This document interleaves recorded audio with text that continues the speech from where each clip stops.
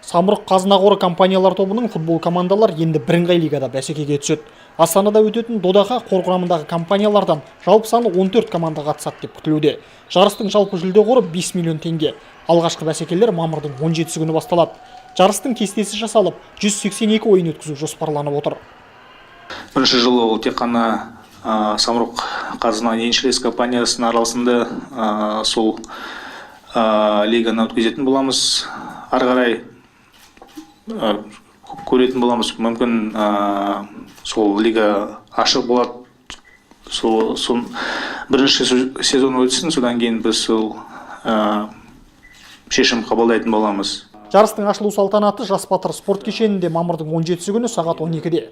Ұйымдастырушылар стадиондағы демалыс күндерін бүкіл отбасына қызықты етіп жоспарлағанын хабарлады. Мәселен, қызметкерлердің балаларына танымал футболшылар шеберлік сабақтарын өткізеді. На данном мероприятии, на открытии в Бұл орайда аталған турнир тек спорттық қана емес, мәдени шара екенін де атап өткім келеді. Шараның ашылу салтанатына біз кәсіби бапкерлер мен аниматорларды шақыра отырып, шағын мереке ұйымдастырылғалы отырмыз.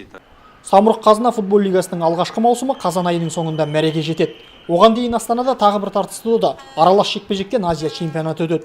Мамырдың 22-24 күндеріне жоспарланған битва намадов бәсекелерінің ашылу салтанатына аты аңызға айналған Федор Емельяненко келеді деп күтілуде.